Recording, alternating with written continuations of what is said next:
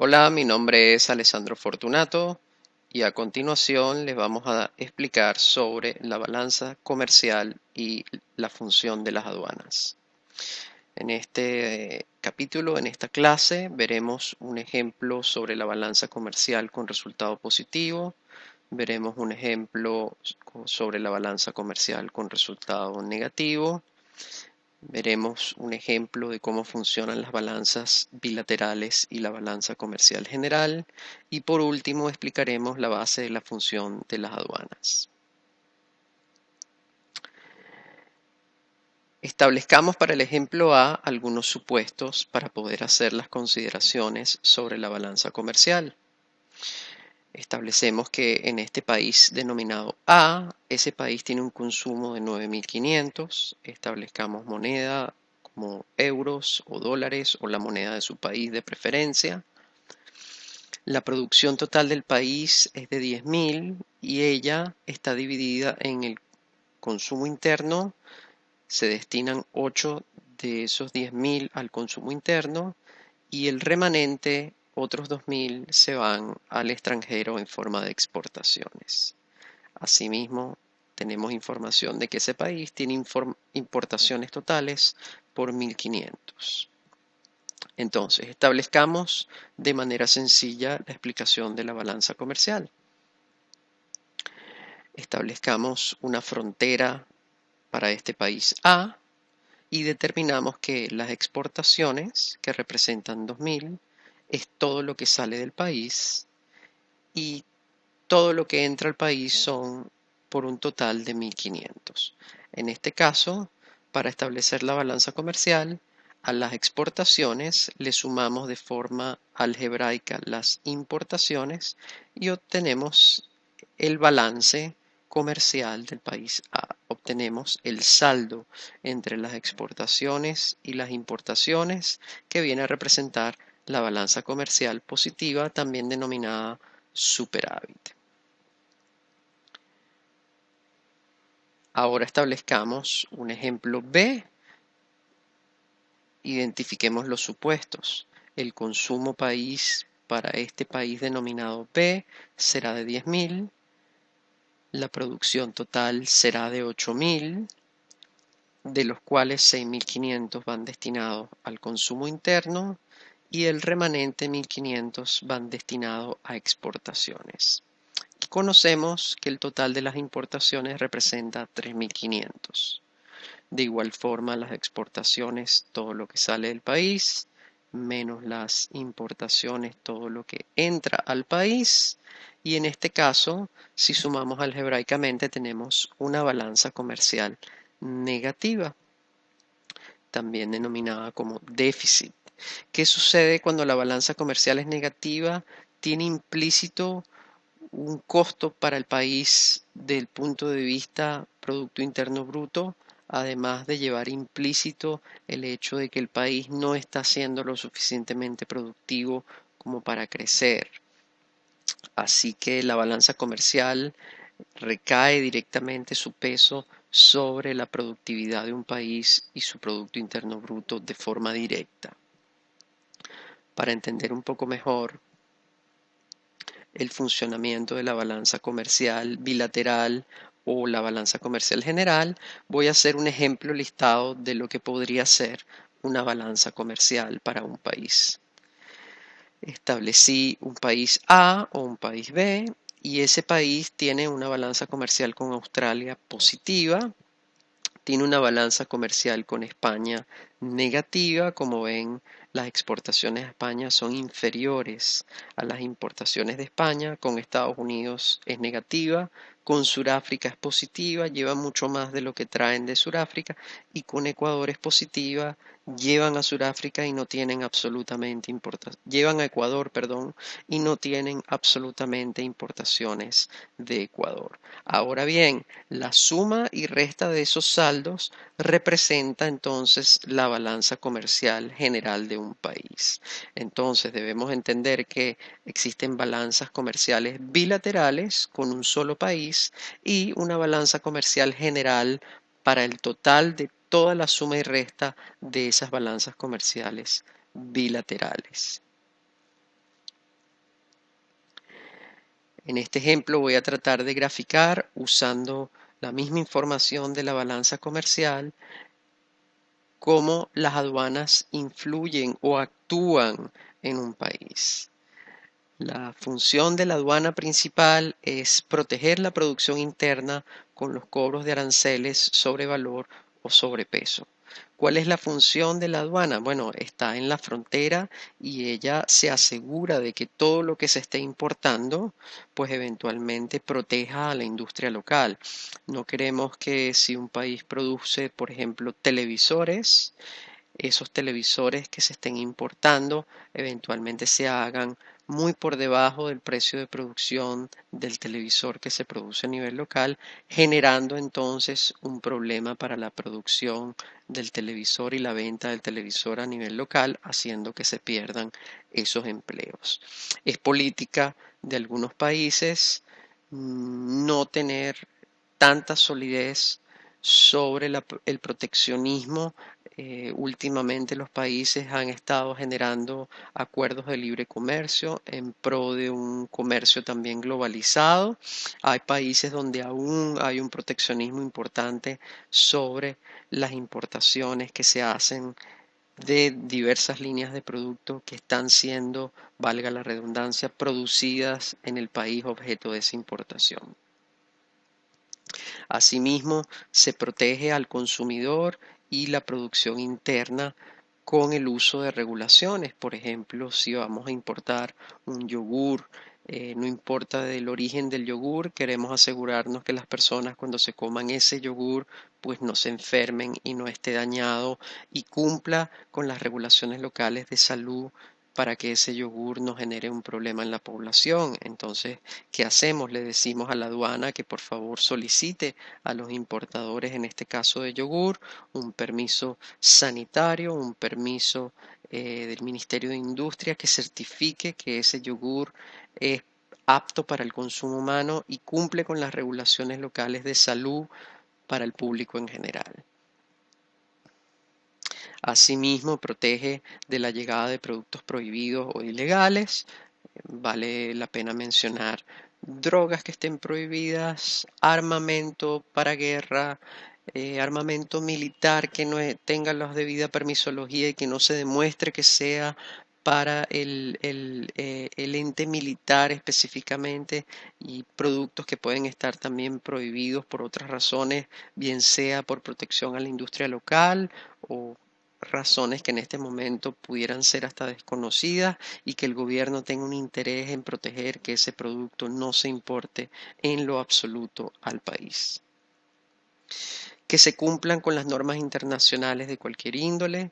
Por ejemplo, si un país tiene de alguna forma prohibido hacer todo tipo de comercio porque la ONU ha dado una resolución que así lo indica, pues que entonces las exportaciones que se van a los diferentes países se aseguren de que el país que tiene en este momento una imposición de parte de la ONU para que no pueda recibir mercancía o no pueda comerciar, le hayan hecho lo que se llama en inglés un halt a su comercio, se cumplan tal como se hayan firmado los acuerdos por parte del país que en este caso estemos estudiando.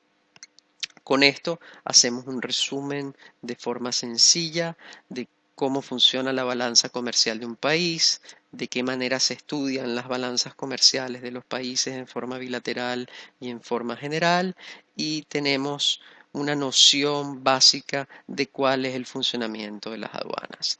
De nuevo, la invitación para que hagan sus preguntas en los foros de Udemy. Estaré disponible para responderlas. Muchísimas gracias.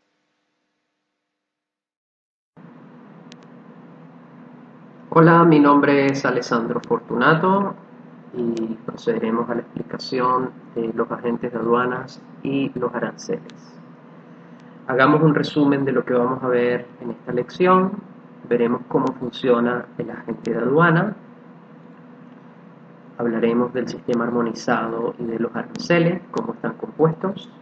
Y haremos un cálculo base de aranceles, tasas, impuestos a efectos de comprender cómo aplicarían en el caso de una importación o una exportación. ¿Cómo funciona el agente en el caso de una exportación o una importación.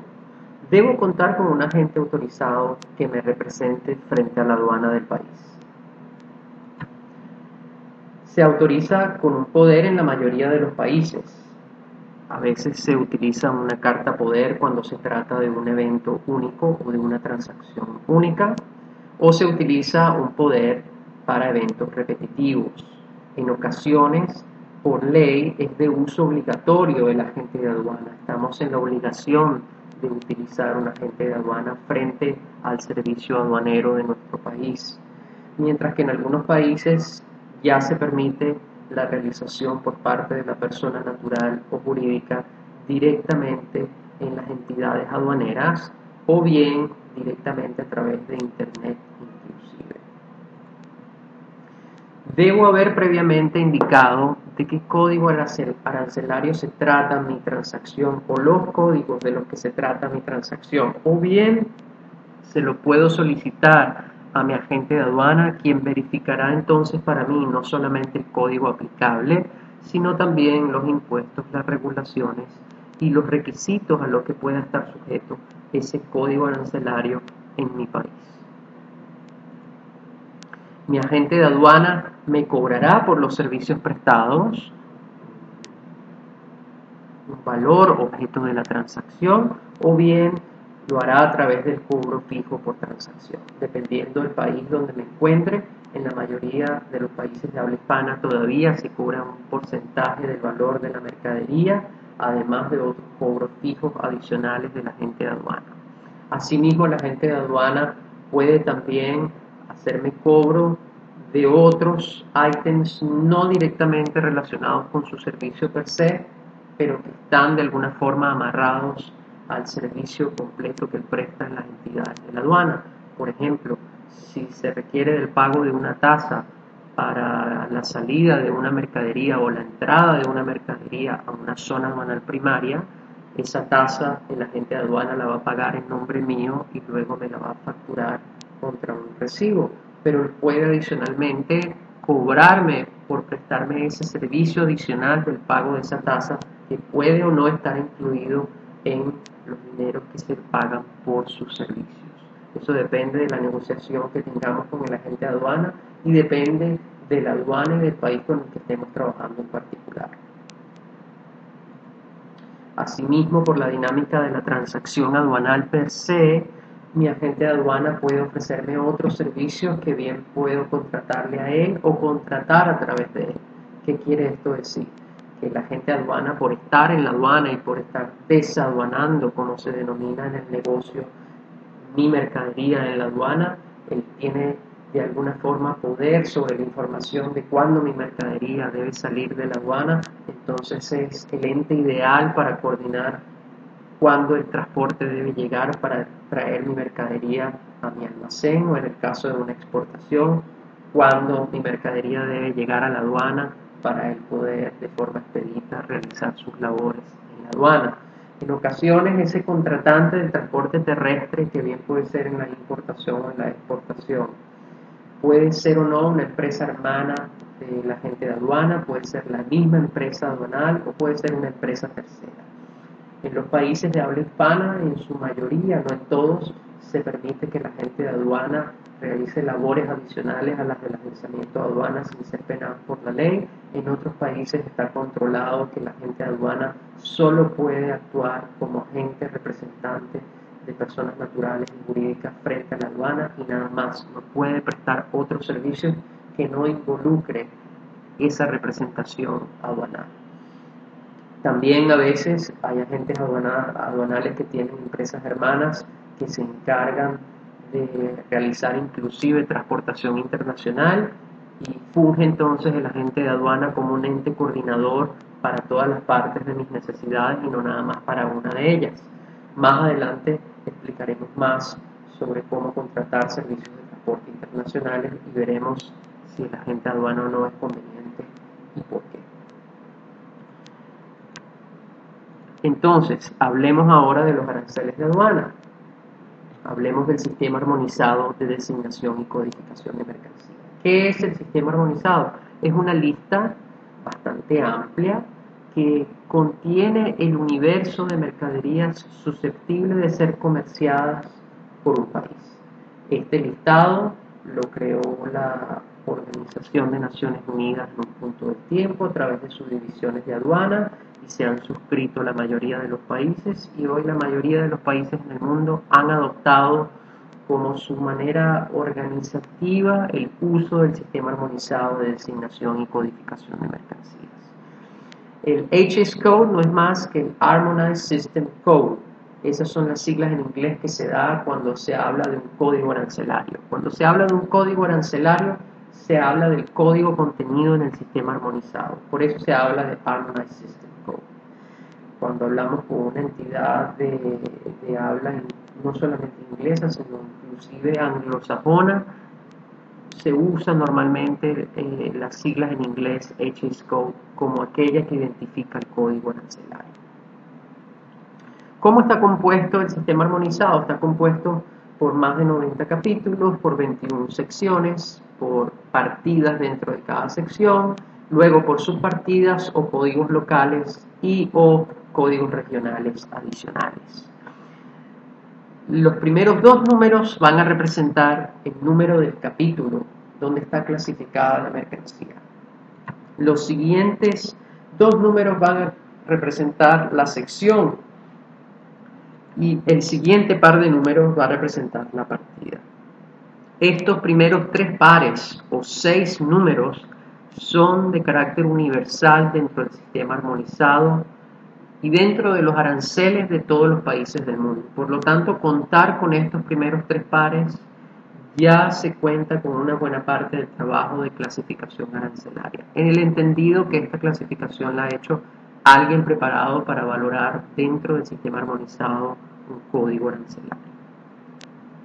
Luego, a efecto de ejemplo, he incluido 2 códigos locales y regionales respectivamente. Entonces, en este caso estamos hablando de sombrillas para jardín, que he escogido para clasificar en este ejemplo, y las mismas son 100% de madera y contienen tela en la sombrilla. Así que mentalmente podemos hacer una visualización del producto que estamos tratando de clasificar, donde entonces el capítulo 66 habla de las sombrillas y otros, la sección habla de esas que son para el sol, no para la lluvia, habla de las que son de jardín, y a nivel de este ejemplo he determinado que ese código 10 a nivel local es con contenido de madera en más de 50%, y he creado un código regional también donde ese 99 habla de los que también contienen telas de algún tipo. He hecho esto a efecto solo de este ejemplo. Los primeros 6 dígitos de este código arancelario 66.01.10.10.99 es la partida arancelaria de las sombrillas para jardín de madera, donde los primeros 6 dígitos son fidedignos del sistema armonizado de designación y codificación de mercancías.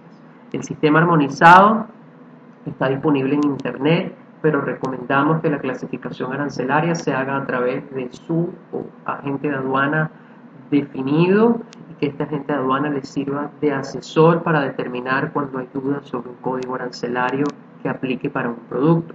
También el agente de aduana puede exigirnos información adicional para poder clasificar el producto cuando el mismo sea un químico o un producto de difícil complexión. Entonces se suministra una hoja descriptiva o una hoja del producto donde se puede entonces tener más información detallada del producto, y que un valorador experto en clasificación arancelaria y que maneje los 6 supuestos que se utilizan para la clasificación pueda determinar cuál es el código arancelario correcto. Si todavía su agente de aduana tuviera dudas, su agente de aduana también puede hacer una consulta legal a las entidades aduaneras, donde pide que expertos de la aduana certifiquen que esa clasificación es correcta. Por supuesto, todo esto previo a cualquier cierre de cualquier transacción internacional que involucre esa consulta. Esperemos primero a que la consulta venga de vuelta con el certificado, y una vez estemos seguros de qué es lo que paga ese producto y cómo estaríamos pagando impuestos sobre ese producto en nuestros cálculos, estemos seguros que todavía es viable su comercialización y procedamos entonces con la transacción. Para entender un poquito, entonces, vamos a ir avanzando. ¿Qué es lo que entonces contiene el arancel de aduana? El arancel de aduana contiene la información del impuesto ad valorem o sobrevalor, como se dice en sus siglas en griego, ad valorem, sobrevalor. Puede también la aduana aplicar un impuesto de un valor fijo por unidad de peso, además de indicarme el arancel, cuáles serían las regulaciones a las que posiblemente esté sujeto el producto objeto de importación o exportación. En este caso, para efectos de ejemplo, he determinado un ficticio 15% sobre valor y 0% sobre peso. El valor sobre el cual se determina el 15% es la base CIF o la base imponible. Más adelante vamos a ver los Incoterms y entenderemos mejor cómo se calcula la base CIF. Adicionalmente, a efectos de este ejemplo, también he creado una regulación PA, permiso ambiental, o el equivalente que sería la solicitud de un permiso fitosanitario o sanitario, un certificado sanitario, que certifique, en este caso, voy a suponer, por ejemplo, que la madera no esté contaminada y no represente un riesgo para el resto de la agricultura del país donde esta sombrilla va a ser importada.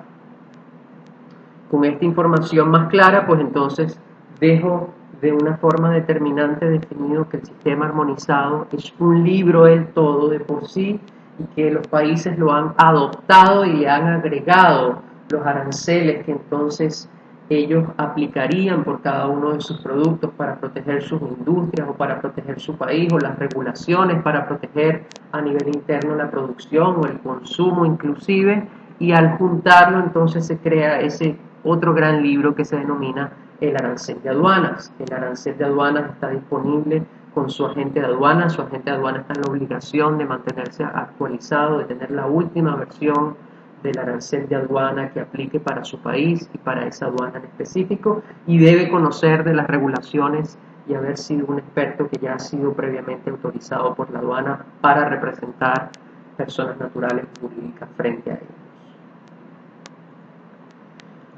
A continuación les voy a hacer un resumen de cómo aplican los aranceles, la tasa y los impuestos.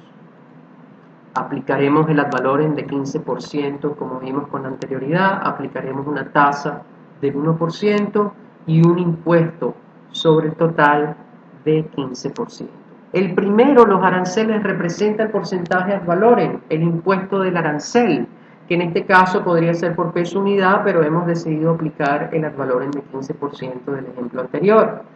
Las tasas viene a representar el valor cobrado por la aduana, no la del agente de aduana que nos representa frente a la aduana, sino por la aduana gubernamental per se, por la aduana del país que controla el gobierno de ese país. Esa aduana me cobra por una tasa al hacer mi agente de aduana en representación mía uso de ella para la importación o exportación de un producto.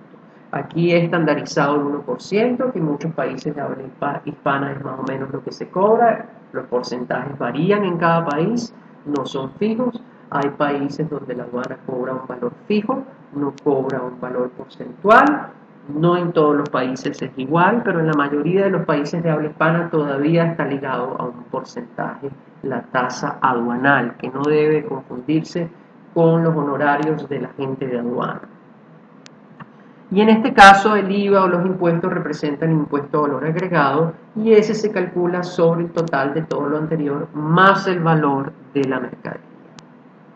Entonces, a efectos de poder graficar un poquito, estoy haciendo un ejemplo con una mercancía cuyo valor CIF es el equivalente a $5.000 americanos. Si aplico el 15% de ad valorem, entonces tendré un total de $750 a ser pagado, objeto de aranceles, o lo que es lo mismo en buen inglés, duties. Luego está las tasas, la tasa aduanal, que es el 1% de los 5.000, van a ser $50. Y luego está el impuesto al valor agregado o IVA, lo que sería el equivalente en inglés el VAT, que sería 15%, pero ese se aplica sobre el total del valor de la mercadería CIF más los dos anteriores. Entonces he hecho un cálculo rápido aquí a la derecha, he sumado los 5.000 más los 750 más los 50, eso me da una base para la aplicación del IVA de 5.800, por lo que el 15% son 870 dólares. Entonces mi declaración de aduana o el total a pagar después de haber hecho mi declaración de aduana por estos 5.000 dólares de producto es un total de 1.670 dólares americanos. Ahora bien, aunque ese es el total que he desembolsado a la aduana, no es el total de mi costo y más adelante veremos cómo se hacen cálculos para una importación de un producto o para una exportación, lo que es lo mismo. Recordando que los 870 dólares de IVA son recuperables cuando yo lo facturo a mis clientes. Yo he desembolsado los 870 dólares a la aduana y luego en mi declaración mensual o semanal o quincenal, dependiendo de cómo contablemente se maneja su empresa, entonces usted podrá hacer declaración en conjunto de los valores agregados o los IVA que usted ha facturado a sus clientes y contraponer este desembolso. Por lo tanto, representa un tema en el flujo de caja de la compañía, pero no lo representa desde el punto de vista costo en forma directa. Con esto entonces terminamos la explicación de lo que es el ejemplo de aranceles, tasas e impuestos, por lo que les recuerdo que cualquier duda o pregunta siempre pueden usar los foros dentro de Udemy, los que estaré siempre contento y disponible de responderles a necesidad.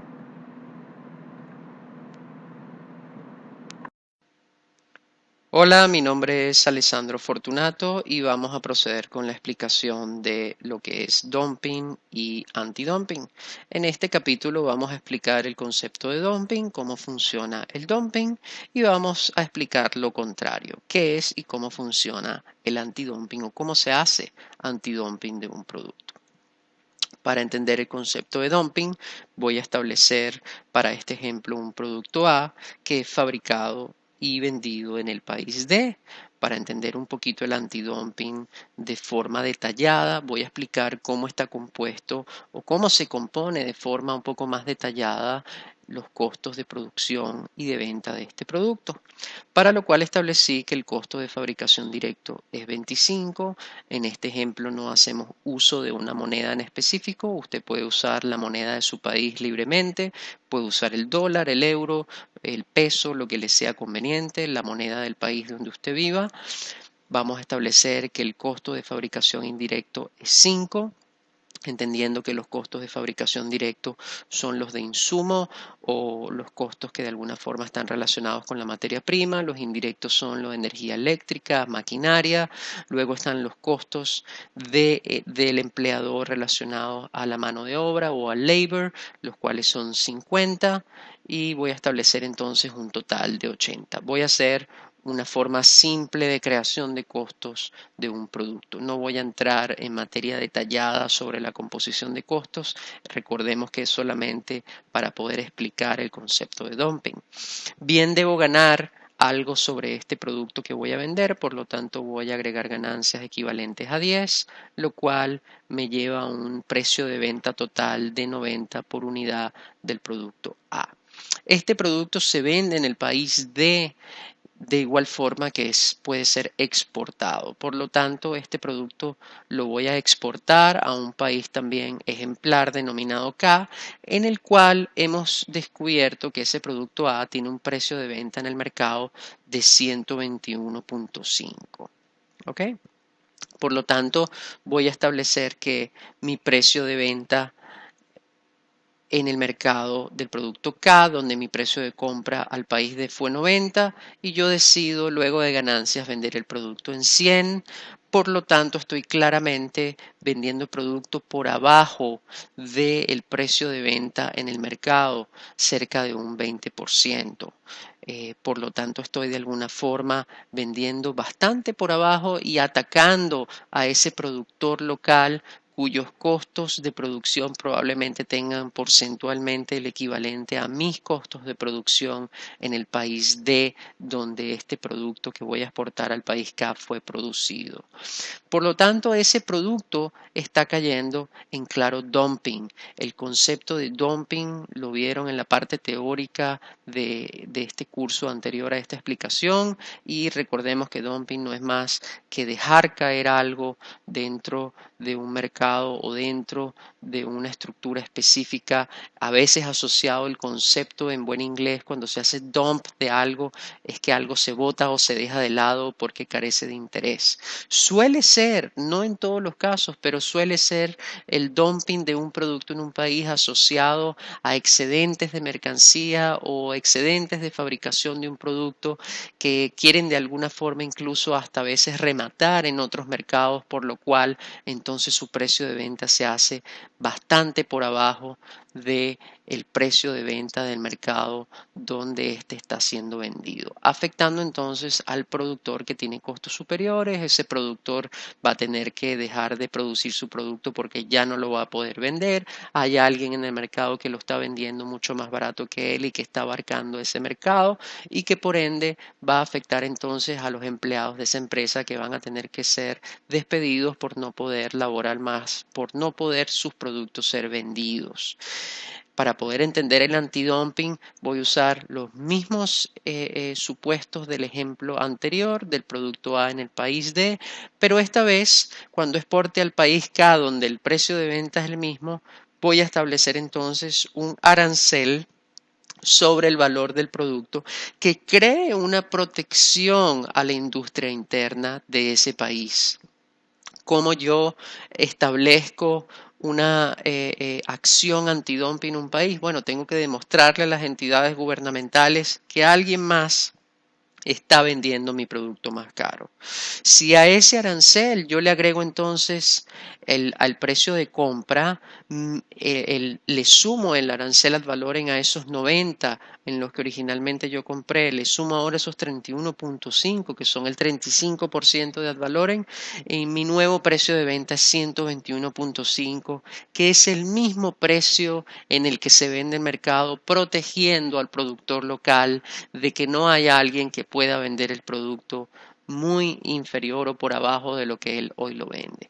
¿Qué sucede? En ocasiones en los gobiernos se hace permisible el dumping. Hay una especie de regla general, como han leído en este capítulo, donde si se supera el 5% de las ventas de ese producto A por otra empresa en ese mercado, entonces se puede decir que se está afectando el mercado de una forma real y que se va a afectar a los productores de ese producto. Cuando su porción de mercado de ese producto más barato que está entrando al mercado no supera el 5%, se hace permisible. Inclusive hay casos en donde se ha hecho permisible porcentajes superiores. Allí tienen Estados Unidos como buen ejemplo, países europeos como buen ejemplo, muchos países latinoamericanos como buen ejemplo también, donde se han establecido muchos tratados de libre comercio, lo que le ha dado libertad a la entrada de productos más baratos sin medida, sin ningún tipo de protección al productor local, de alguna forma exterminando al productor local y creando el beneficio de a lo mejor poner disponible el producto a un costo más competitivo para las personas en ese mercado.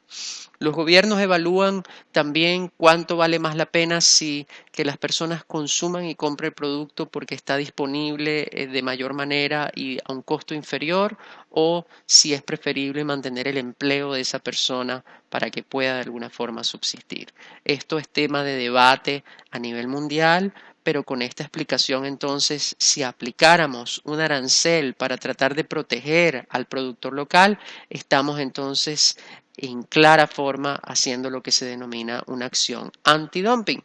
En ocasiones, las empresas que solicitan que se establezca una acción antidumping para un producto competidor que está siendo vendido por abajo, que está cayendo en forma clara en dumping, y ustedes vieron los diferentes tipos de dumping que se pueden hacer, a veces los procesos son tan burocráticos que le hace complicado a esa empresa lograr tener una acción dentro de los tiempos necesarios antes de que realmente le afecte. Por lo tanto, el tema del dumping y el antidumping sigue siendo materia de estudio no solamente en países donde el comercio ha crecido mucho, sino en materia de estudio a nivel mundial, pero queríamos de alguna forma dejar claro cuándo se hace dumping y cuándo se hace antidumping con un concepto explicado en una forma sencilla.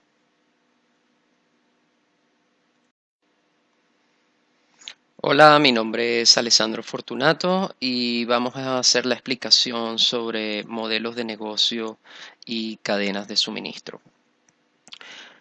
En esta explicación vamos a ir cubriendo lo que es la estructura de producción y distribución en general. Vamos a hablar de lo que son los modelos de negocio y vamos a hablar de la cadena de suministro y el análisis.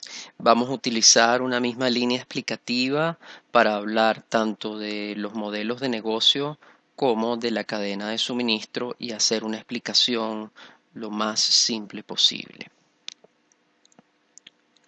Lo primero que vamos a ver son los modelos de negocio. Tradicionalmente los modelos de negocio pues son la extracción de materia prima y hacemos allí referencia a un pequeño almacén o a una pequeña área donde necesitamos de alguna forma colocar esta materia prima. Tenemos las empresas donde se hace producción o donde se crean los productos, donde se mezclan estas materias primas y se convierten en un producto. La distribución, que no necesariamente se refiere a un almacén donde guardar la mercancía, sino se refiere también a la distribución a nivel geográfico. A veces se requiere más de un almacén en más de una ubicación para poder cubrir el mercado.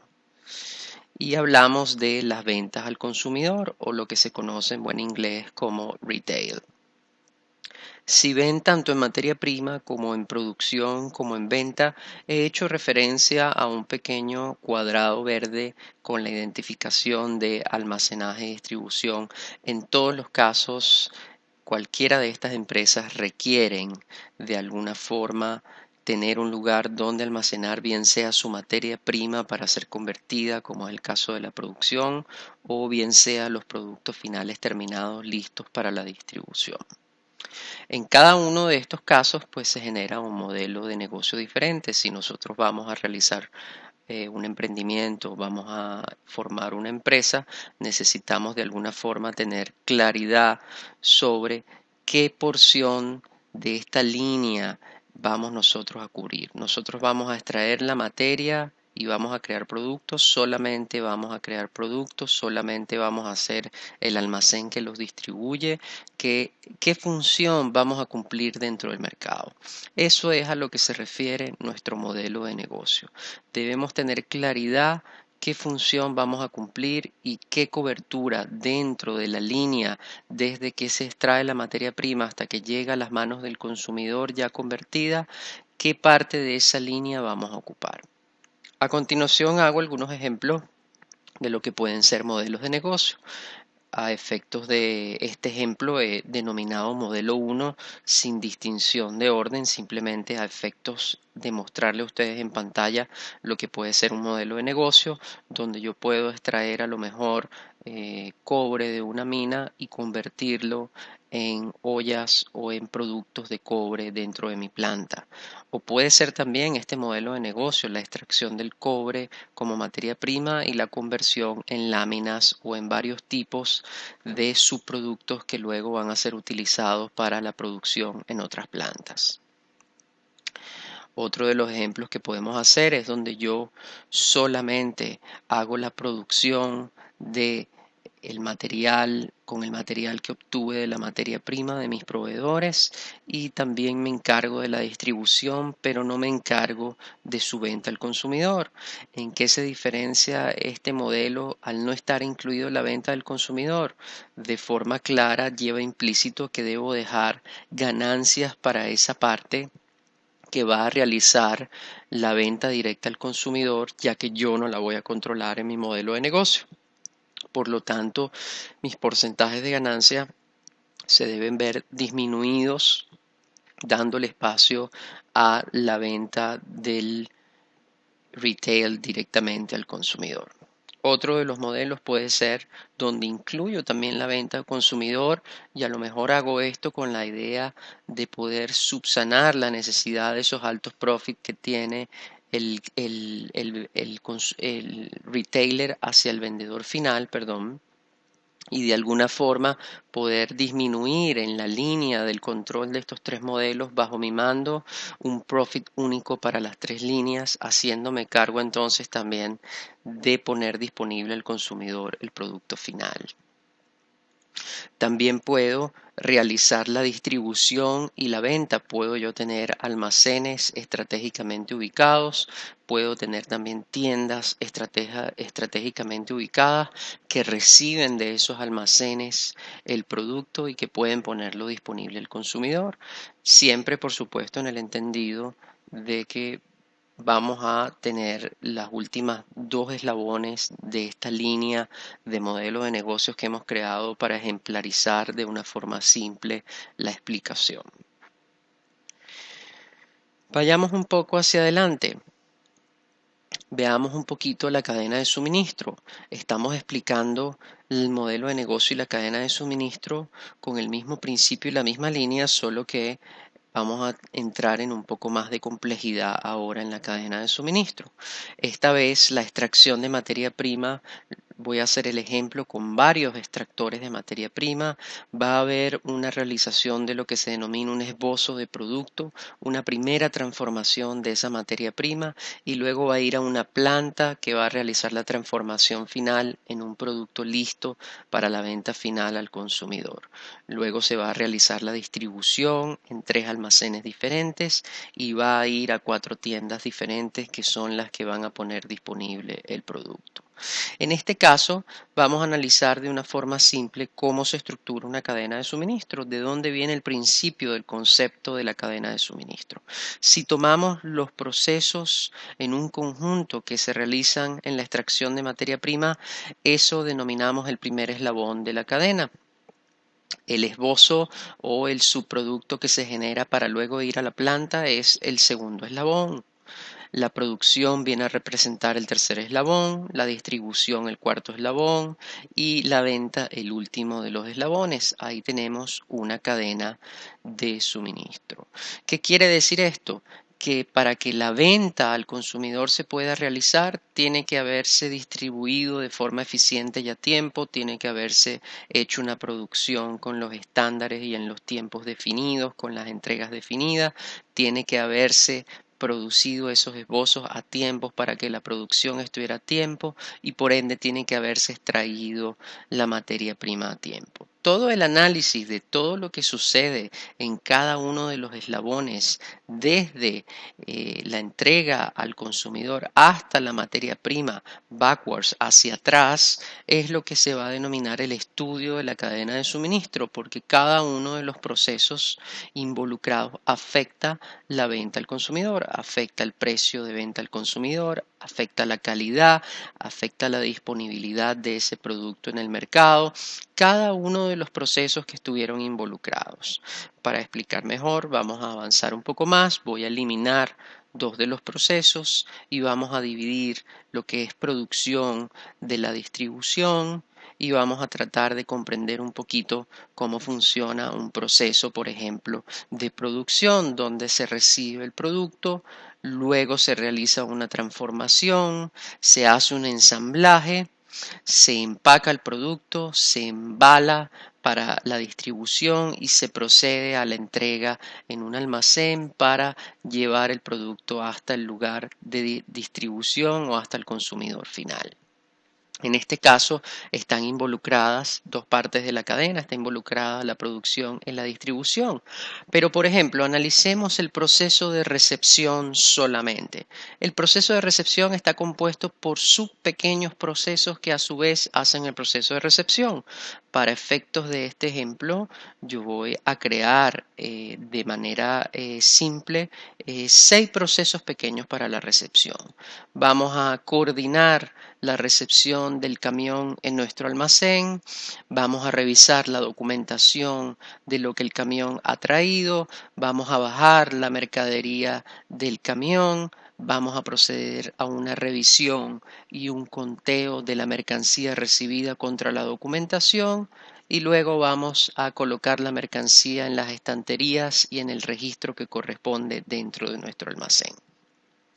Si yo sigo cada uno de estos eslabones de la nueva cadena, entonces puedo seguir creando eslabones más pequeños hasta llegar al máximo de definición o hasta llegar al máximo de poder tener con claridad cada uno de los pequeños procesos que se realiza.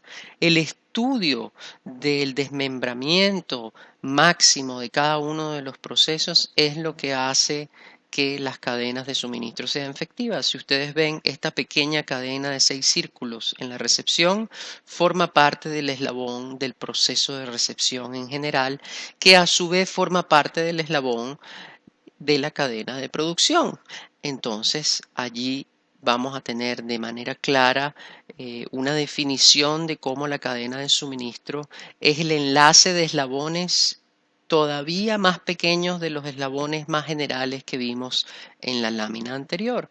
Cada uno de los engranamientos de cada uno de esos pequeños procesos son parte de la cadena de suministro y afecta cada uno de esos procesos la calidad del producto, el precio del producto, el tiempo en el que el producto está disponible para el cliente, para el consumidor final, en el último de los eslabones de la cadena de suministro, que es clave en ocasiones para ganar mercado o menos. Para poder explicar un poco mejor sobre la cadena de suministro y su incidencia en la logística, debemos tener claro que con anterioridad vimos que tenemos la extracción de materia prima, tenemos una producción de esbozos, tenemos una producción de productos ya que van a ir a la distribución y que van a llegar hasta el consumidor final. Pero en el espacio que hay entre la materia prima y la producción de un esbozo, hay un transporte que se debe generar. Esa materia prima puede estar en otro país que no es el nuestro y puede ser transportada. Y ya allí hablamos de la necesidad de un proveedor logístico y por ende estamos hablando indirectamente de la necesidad de realizar comercio internacional. Lo mismo sucede desde el esbozo hasta la producción. Pueden ser que hayan partes para mi producto que sean importadas y que formen parte de los insumos para la producción del producto final que yo tengo planificado llevar a mi consumidor. Lo mismo sucede con la producción a los almacenes de distribución. Lo mismo va a suceder de la distribución hasta la entrega a cada una de las tiendas que efectivamente vende el producto al cliente. Allí también forma parte de esa cadena cada una de esas flechas rojas que vemos en pantalla. Por lo tanto, la cadena de distribución está dada no solamente por cada una de las intervenciones de los modelos de negocio en la línea de la fabricación de un producto, sino también todo lo que va inherente a la entrega de ese producto hasta el final o la entrega de cada uno de los productos de cada uno de los modelos al siguiente paso de la cadena productiva. Allí vimos un ejemplo muy sencillo sobre la explicación de los modelos de negocio y de la cadena de suministro y cómo su incidencia y cómo requieren del comercio exterior. Y es bueno que cuando estemos estableciendo una empresa o trabajemos en una empresa tengamos claro qué parte de la cadena de suministro representamos desde el punto de vista logístico y de comercio exterior y tengamos claro también qué parte del modelo de negocio de la línea productiva somos parte para poder tener claro cuáles son nuestros objetivos y nuestros targets que nos permitan cumplir la razón de ser de nuestra empresa.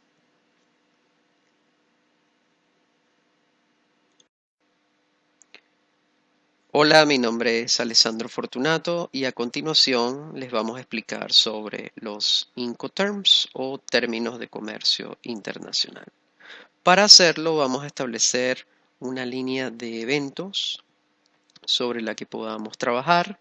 Esos eventos están constituidos por la salida de la planta de un producto a ser exportado, su transporte terrestre hasta la aduana, su aduana de exportación, su ingreso al barco o al avión en el puerto o aeropuerto de origen, su llegada a destino en el puerto o aeropuerto de destino, su aduana de importación, su transporte terrestre hasta la planta o almacén de destino del comprador. Para facilitar, en este caso, la visualización en la explicación de los Incoterms, vamos a establecer una línea de frontera de forma clara donde el lado izquierdo representa los eventos que suceden en el país exportador y el lado derecho los del país importador. Asimismo, voy a establecer una línea de responsabilidad y de costos para tener de forma clara visualizado qué se cubre en cada uno o qué no se cubre en cada uno de los Incoterms, dependiendo de si somos parte de la empresa vendedora en este caso o la empresa compradora, como lo he establecido bien a la izquierda, a la derecha de la línea de responsabilidad.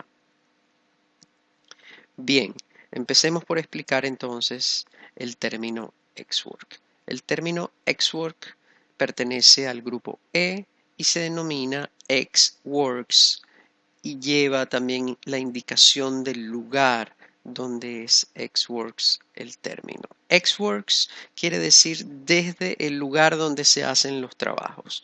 En pocas palabras, la planta donde se fabrica o el almacén donde está ahora el producto terminado o ese producto que va a ser objeto de la exportación.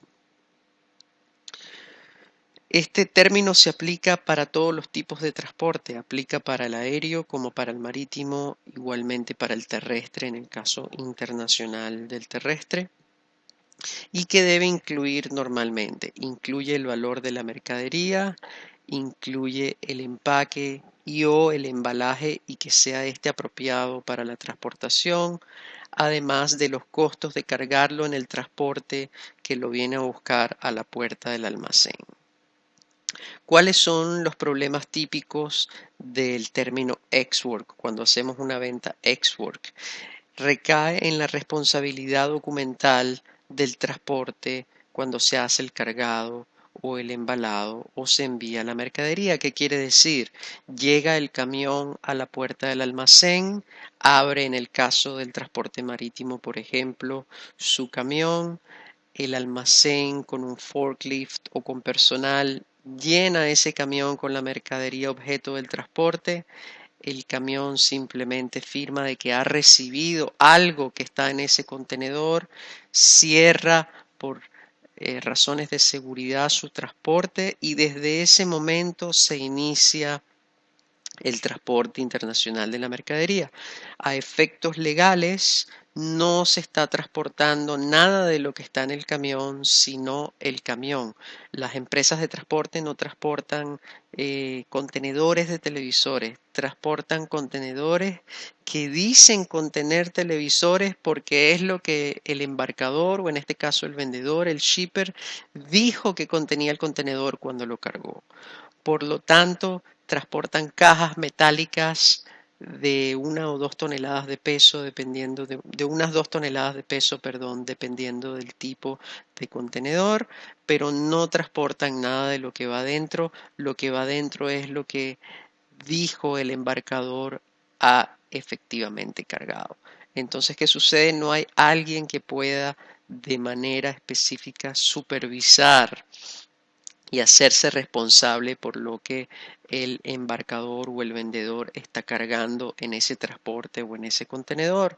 En estos casos, cuando hay desconfianza, se utiliza lo que se denomina un surveyor o una compañía verificadora independiente que no tenga relación con el vendedor ni con el comprador.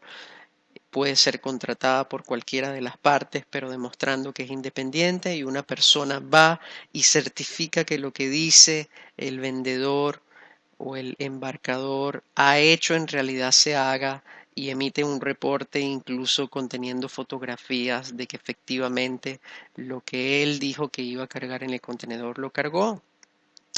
Es común en los eventos ex-work, en un pequeño porcentaje a nivel mundial, ver faltas de mercancía a la llegada. No se logra demostrar que ha sido durante la transportación un eventual robo o un robo o una falta oculta o menos, pero suele suceder de que cuando abren el contenedor hay mercancía de menos o hay mercancía que luego que ya ha sido recibida en el almacén y se empieza el conteo se determina que no está completa. Por lo tanto, los riesgos implícitos del uso de este Incoterm pueden ser mitigados con el uso de un verificador, siempre codependiente del valor de las mercancías y del valor de la transacción y de que sea viable el pago de esa verificación. Una verificación es cobrada por hora, se hace con una cita y puede llegar a tener un costo de hasta $1000 dependiendo de la cantidad de tiempo que pueda estar la persona en el almacén haciendo la verificación. Por lo tanto, no es algo que se puede usar libremente y es parte de los riesgos que tiene contenido el término ex work.